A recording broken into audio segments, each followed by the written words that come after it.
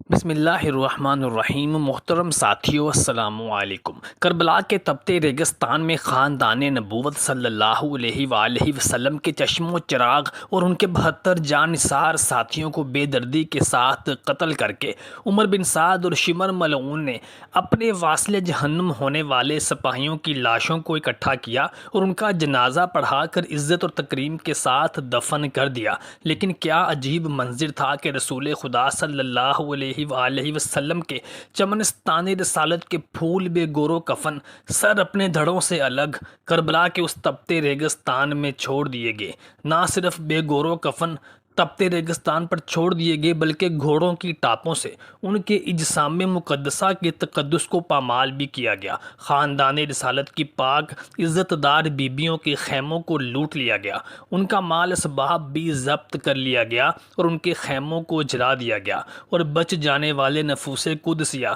جن میں سیدہ زینب بنت علی المرتضیٰ رضی اللہ تعالی عنہ اور امام زین العابدین ابن حسین علیہ السلام کے علاوہ اور کچھ پاک عزت دار بیبیاں اور چھوٹے بچے جن میں سیدہ سکینہ بنت حسین علیہ السلام بھی شامل تھی، ان کو قیدیوں کی صورت میں کربلا سے دمشق یزید کے پاس لے جایا گیا۔ شیعہ مؤخذ کے مطابق کربلا کے اس لٹے پٹے قافلے کی سرکردگی امام سجاد المعروف امام زین العابدین علیہ السلام فرما رہے تھے، جو کہ میدان کربلا میں جنگ کے وقت سخت بیمار تھے، اور امام علی مقام امام حسین علیہ السلام نے ان کو جنگ کربلا میں شرکت کرنے سے روک دیا تھا۔ اس کے پیچھے اللہ تعالیٰ کی مصلحت یہ بھی تھی کہ امام سجاد علیہ السلام سے ہی امام علی مقام امام حسین علیہ السلام کی اور رسول خدا صلی اللہ علیہ وآلہ وسلم کی پاک اولاد کو جاری ہونا تھا۔ شیعہ مؤخذ لکھتے ہیں کہ اس قافلے میں امام علی مقام امام حسین علیہ السلام کی ایک اہلیہ سیدہ ام رباب رضی اللہ تعالی عنہا بھی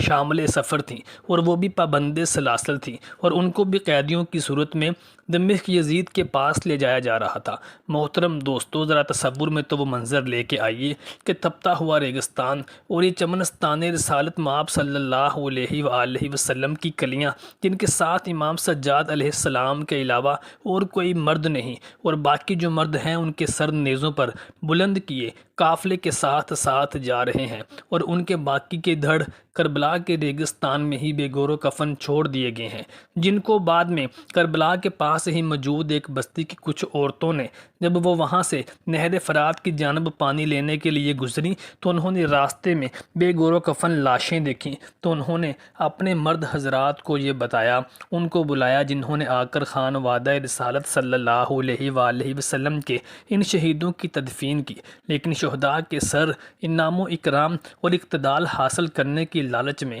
یزیدی بدبختوں نے نیزوں پہ بلند کر رکھے تھے کہ جیسے ایک بہت بڑا مارکہ مار کر آئے ہوں۔ دیکھا جائے تو یہ ان کے لیے ایک لحاظ سے بہت بڑا مارکہ تھا، جس میں انہوں نے خانوادہ رسالت مآب صلی اللہ علیہ وآلہ وسلم کے ان پھولوں کے سر نیزوں پہ بلند کر رکھے تھے، اور گلی گلی کوچوں کوچوں میں ان کو گھما رہے تھے، اور جہاں بھی جاتے وہاں کے گاؤں کے بستیوں کے لوگوں کو یہی بتاتے کہ یہ باغیوں کی ایک جماعت کے سربراہوں کے اور ان کے جنگجوؤں کے سر ہیں، جنہوں نے یزید کی خلافت اور اس کی حکومت اور اقتدار کے خلاف بغاوت کی تھی، لیکن کسی کو یہ نہ بتاتے تھے کہ یہ خانوادہ رسالت صلی اللہ علیہ وآلہ وسلم کے پھول اور کلیاں ہیں، یہ امام حسین علیہ السلام کا سر اقدس ہے، یہ امام حسن علیہ السلام کے صاحبزادوں کے سر ہیں،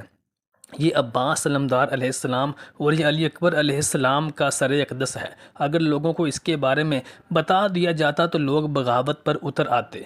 سیدہ زینب سلام اللہ علیہ کی شادی عبداللہ ابن جعفر بن طیار رضی اللہ تعالیٰ عنہ سے ہوئی تھی۔ ان کے 5 بچے پیدا ہوئے، جن میں سے اون اور محمد کربلا میں ہی امام علی مقام امام حسین علیہ السلام کے ہمراہ شہید ہو گئے تھے، دیگر 3 عبداللہ، عباس اور ام کلثوم ہیں۔ سیدہ زینب بنت علی المرتضیٰ علیہ السلام کا نکاح حضرت علی رضی اللہ تعالیٰ عنہ کے بڑے بھائی حضرت جعفر بن طیار رضی اللہ تعالیٰ عنہ کے صاحبزادے عبداللہ بن جعفر رضی اللہ تعالیٰ عنہ کے ساتھ ہوا تھا، جنہوں نے بعد میں سیدہ زینب بنت علی المرتضیٰ رضی اللہ تعالیٰ عنہ کو طلاق دے دی تھی۔ حضرت عبداللہ ابن جعفر رضی اللہ تعالیٰ عنہ کی پہلی بیوی سے ایک بیٹی ام محمد پیدا ہوئی تھی، جو کہ رشتے میں سیدہ زینب بنت علی المرتضیٰ علیہ السلام کی سوتیلی بیٹی تھیں اور وہ یزید کے نکاح میں تھیں۔ اس رشتے کے تناسب سے دیکھا جائے تو سیدہ زینب سلام اللہ علیہا یزید کی ساس لگتی تھیں، لیکن یہ رشتہ سیدہ زینب کی خونی اور سگی بیٹی کے حوالے سے نہ تھا، بلکہ ان کی سوتیلی بیٹی ام محمد کے حوالے سے تھا، جو کہ جعفر بن طیار رضی اللہ تعالیٰ عنہ کی کسی اور زوجہ سے بیٹی تھی۔ اب دیکھا جائے تو یہ رشتہ بہت زیادہ گہرا نہ تھا، کیونکہ بنو امیہ اور بنو ہاشم کے درمیان اس سے بھی زیادہ گہرے اور مضبوط رشتے قائم تھے، اور ازدواجی رشتے تو بہت گہرے قائم تھے، تو اس رشتے کی گہرائی اس قدر مضبوط معلوم نہیں ہوتی جس کی بنا پر یہ کہا جا سکے کہ سیدہ زینب بنت علی رضی اللہ تعالیٰ عنہ کے دل میں یزید بن معاویہ کے لیے کوئی نرم گوشہ تھا، یا وہ اس کو اپنا خونی رشتہ دار اور داماد سمجھتی تھی، بلکہ تاریخ کی سبھی کتابوں میں حضرت زینب بنت علی علیہ السلام کا یزید کے بھرے دربار میں وہ خطبہ منو ان بیان کیا گیا ہے جو انہوں نے امام حسین علیہ السلام کی شہادت کے بعد یزید کے دربار میں قیدی اور مجرم کے طور پر پیش ہونے کے بعد یزید کے بھرے دربار میں دیا تھا۔ اس خطبے سے تو یہی ظاہر ہوتا ہے کہ سیدہ زینب سلام اللہ علیہ بنت علی المرتضیٰ علیہ السلام یزید سے سخت نفرت کرتی تھیں، اور اس کے اس قبیح عمل اور مکروہ عمل کے خلاف انہوں نے بھرپور احتجاج بھی کیا اور یزید کو ملامت کیا، اور امام علی مقام امام حسین علیہ السلام کے بیٹے امام زین العابدین علیہ السلام نے بھی اپنی پھوپھی سیدہ زینب خاتون جنت علیہ السلام کا بھرپور ساتھ دیا اور یزید بدبخت کو اس کے بھرے دربار میں رسوا کیا۔ اسی دربار میں یہ واقعہ پیش آیا کہ امام علی مقام امام حسین علیہ السلام کی ایک چھوٹی صاحبزادی سیدہ زینب بنت علی علیہ السلام کے ساتھ یزید کے دربار میں پیش تھی، تو یزید کے وزیر نے کہا کہ یا امیر المومنین یہ لڑکی مجھے دے دو، میں اس کو اپنی لونڈی اور باندی بناؤں گا۔ تو سیدہ زینب سلام اللہ علیہ چیخ مار کر دھاڑیں اور فرمایا یزید ملعون، اب رسول خدا کی بیٹیوں کو لونڈی بنایا جائے گا؟ تو یزید نے غصے سے آگ بگولا ہو کر کہا ہاں میں یہ کر سکتا ہوں۔ تو سیدہ زینب بنت علی رضی اللہ تعالیٰ عنہ نے کہا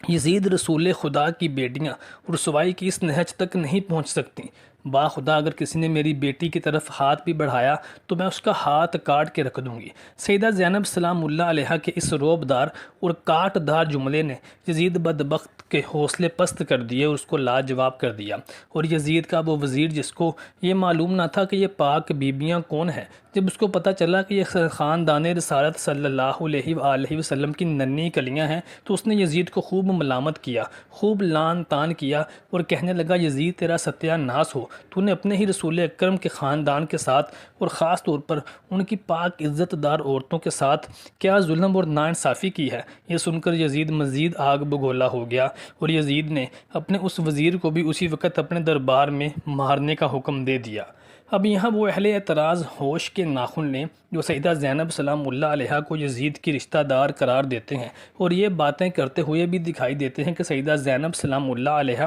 اپنی وفات تک یزید بدبخت کے گھر میں سارا وقت گزارا کرتی تھیں اور یزید کے ساتھ ایک ہی دسترخوان پر بیٹھ کر اس کے ساتھ کھانا بھی کھاتی تھیں۔ بھلا یہ کیسے ممکن ہے کہ علی علیہ السلام کی بیٹی اپنے بھائی امام علی مقام امام حسین علیہ السلام کے بے دردی کے ساتھ اور ان کے چھوٹے بچوں کو پیاسا اور بھوکا رکھ کر کربلا کے تپتے ریگستان میں شہید کرنے والے یزید بدبخت اور ملعون کے ساتھ ایک دسترخوان پر بیٹھ کر کھانا کھاتی ہوں اور اس کے گھر پر رہائش پذیر ہوں؟ اللہ تعالیٰ سے دعا ہے کہ اللہ تبارک و تعالیٰ ہمارا خاتمہ اللہ تعالیٰ کے رسول صلی اللہ علیہ وآلہ وسلم کی آل اولاد کے غلاموں کا خاتمہ ان کے ساتھ کرے جن کی یہ وعارت کرتے ہیں۔